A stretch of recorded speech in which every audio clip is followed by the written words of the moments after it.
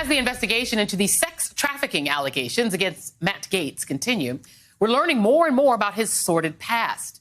CNN reported last week that Gaetz allegedly showed off to other lawmakers photos and videos of nude women he claims he had slept with. And now the Orlando Sun-Sentinel is reporting that as a member of the Florida legislature, Gaetz was the chief opponent of legislation that would outlaw so-called revenge porn, when someone shares intimate photos or videos of former lovers without their consent.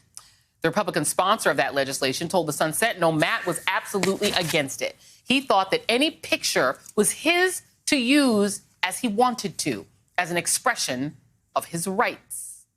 What's particularly ironic about this is that Gaetz was one of the few former congressmen that defended Katie Hill when photos of her were leaked without her consent, as she noted in Vanity Fair. Hill writes that sharing intimate images or videos of someone without their consent should be illegal, plain and simple. It shouldn't matter if it was done to hurt someone or to brag about your sexual conquests, like Matt has been accused of doing. If there's even a fraction of truth to these reports, he should resign immediately. Gaetz has continued to resist calls to resign, and Fox News reported this afternoon that Gaetz is scheduled to speak at a conservative organization on Friday at the former president's Doral Golf Club, because where else would he speak?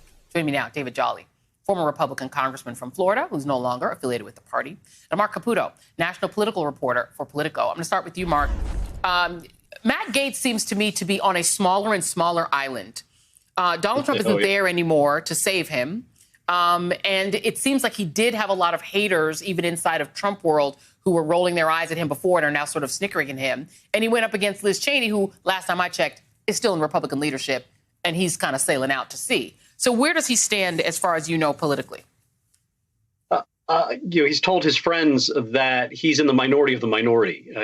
He didn't come to Congress, as the former congressman and his colleague can tell you, to make friends. And Matt Gaetz quickly decided that he wasn't going to have a lot of influence doing policy and legislating. He was going to be Trump's #1 guy on Fox News. Well, now that Trump is gone, and now that Republicans are in the minority of the House, and now that he's gone after folks like Liz Cheney and torched a lot of people, again, he feels like he's in the minority of the minority. He was looking at an exit plan to get out. Now all of these legal problems and allegations that he's facing probably make it more likely he's going to wind up running for re-election, I think, than not. Had this stuff not come along, he might have wound up, as Axios first reported, with a Newsmax contract or a pundit gig on, or a media gig on some other network. But right now, that's probably on ice. Hey, thanks for watching our YouTube channel. You should know that you can follow today's top stories and breaking news and catch up on your favorite MSNBC shows all in one place. Download the NBC News app today.